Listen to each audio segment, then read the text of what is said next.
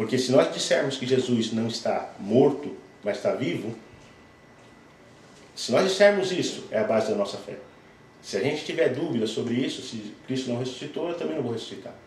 E aí a nossa fé, ela não tem razão de ser. Porque ele fala aqui, Paulo, várias vezes, a nossa fé vai ser vã. Eu peço a Deus que, se você não tiver essa certeza da ressurreição, que ao final dessa mensagem você possa ver e crer no que aconteceu naquela manhã de domingo. 2000 anos atrás, quando os discípulos souberam da ressurreição. E a grande pergunta é essa: eles sabiam da ressurreição? Jesus tinha falado para eles. Jesus falou para eles lá em Lucas 18, do 31 ao 33, ele fala assim, no filme que nós assistimos aqui, estava lá Jesus lavando roupa no rio. Esse é o filme que a gente assistiu semana passada, com o Tony. Estava lá lavando a roupa, e aí ele chama o pessoal e fala, pessoal, e tomando consigo os 12, disse-lhes, eis que subimos a Jerusalém, e se cumprirá no Filho do Homem tudo que os profetas escreveram. Pois há de ser entregue aos gentios, escarnecido, injuriado e cuspido.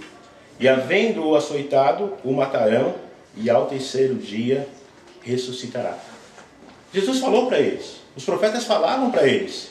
Mas eles não tinham ideia da ressurreição. Eles continuavam esperando aquele homem que vinha no cavalo branco, o príncipe que ia libertar a eles. A ressurreição foi algo que os discípulos, eles somente conseguiram entender, assim, 100% do que era a ressurreição, após o derramamento do Espírito Santo, lá no dia do Pentecostes. Quando eles entenderam que a morte não tem poder sobre os servos de Deus. Só lá que eles conseguiram olhar e falar, puxa, Jesus morreu para que eu pudesse ter vida. E a vida que ele tem, agora é minha também. Só lá no Pentecostes eles puderam ter a coragem de abrir a boca, sair lá do esconderijo que eles estavam, para poder anunciar o Evangelho. Deus, ele deu a vida eterna e ele fez com que nós fôssemos fiéis até a morte. E essa fé, ela era tão grande na igreja primitiva, por causa da ressurreição, que fez com que as pessoas entendessem, as pessoas não os crentes, as pessoas que viam os crentes da igreja primitiva, entendessem que a ressurreição era verdade. Por quê? Porque eles morriam crucificados, eles morriam na fogueira, eles morriam na arena, vinha o leão, vinha o cachorro, e eles morriam aí e calados. Muitas vezes, às vezes louvando, eles falavam, eu sei que o meu Redentor vive, eu sei para onde eu vou. E aquele testemunho daquela igreja primitiva, por causa da certeza da ressurreição, fazia com que as pessoas falassem, bom, ninguém vai morrer por uma mentira. Você pode até mentir e falar que não, isso é bom, mas morrer, ninguém morre por uma mentira. E a atitude dos cristãos lá na igreja primitiva fez com que o soldado romano, Paulo ele fala assim, saúda o quê? A guarda pretoriana. As pessoas ficavam amarradas, um soldado de um lado do outro, e ele só falando de Deus para eles. E eles podiam ver, puxa, esse cara é doido, ele canta. Ele apanha, mas ele está cantando. Ele é perseguido, mas ele está louvando. Ele está bendizendo a Deus e ainda fala assim, ó, morrer, para mim, viver é bom, mas morrer para mim vai ser muito melhor, porque eu vou estar com Cristo. E as pessoas, elas se convertiam simplesmente por quê? Porque podiam ver que aquelas pessoas acreditavam em algo que era maior do que qualquer tudo que eles tinham visto. Ninguém morre por uma mentira. Ninguém morre, fulano me disse que talvez que viu. Não. Eles acreditavam de uma forma tal que eles estavam dispostos a morrer como o mestre já havia morrido. Mas por quê? Porque eles sabiam para onde ir. Eles sabiam que havia uma vida eterna. Por isso que a ressurreição é o ponto-chave da nossa fé. Eu posso crer porque Cristo vive. Se Cristo não vive, nossa fé é vã. Voltando agora para o texto, lá em João 20, eu vou ficar aí em João 20, de 1 a 9. Agora que a gente sabe qual é a importância da ressurreição, que os discípulos até ali não entendiam bem, a gente pode ver o que aconteceu lá. Ele fala assim, no verso 1 ele fala: no primeiro dia da semana, bem cedo, estando ainda escuro, Maria Madalena chegou ao sepulcro e viu que a pedra da entrada tinha sido removida. Então correu ao encontro de Simão, Pedro e dos outros discípulos, aquele a quem Jesus amava, e disse: tiraram o Senhor do sepulcro e não sabemos onde o colocaram. Pedro e outros discípulos saíram e foram para o sepulcro. Os dois corriam, mas o outro discípulo foi mais rápido que Pedro e chegou primeiro ao sepulcro. Ele se curvou e olhou para dentro e viu as faixas de linho ali, mas não entrou. Para que a gente possa entender um pouquinho melhor essa situação, vocês não precisam ir lá, mas em Lucas, capítulo 24, ele dá um pouquinho mais de detalhe dessa manhã da ressurreição.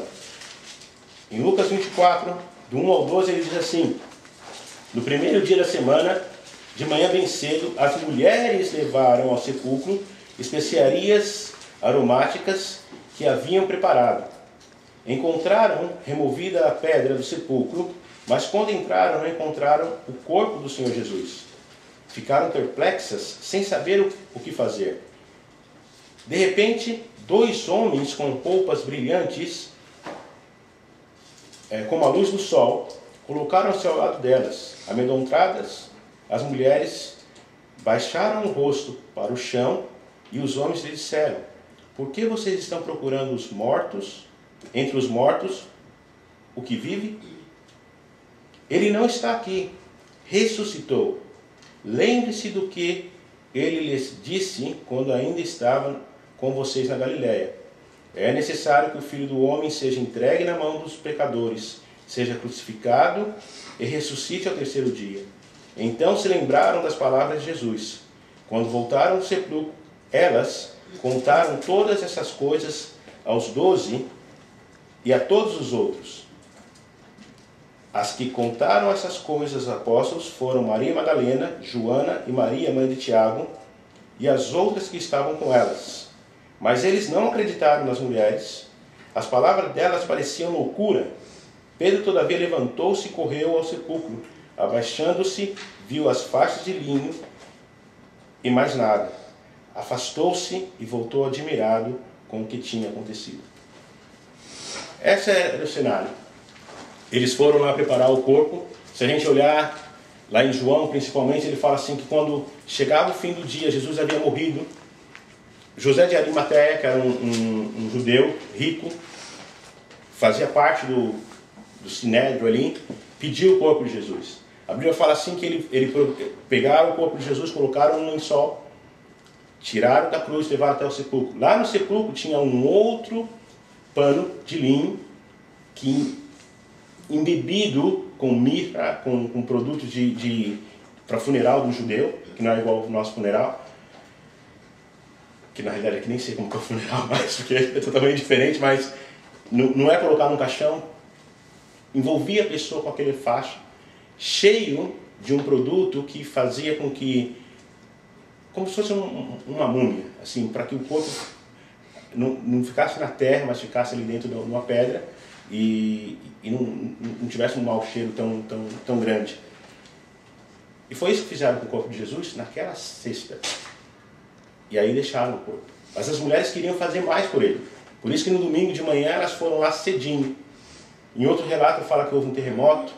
Em outro relato fala que elas chegaram lá e choravam. E de repente aparece um jardineiro, que era Jesus. Mas no relato de João, ele não cita as outras mulheres. Ele simplesmente cita que Maria Madalena voltou e disse: pegaram o corpo de Jesus, eu não sei onde ele está.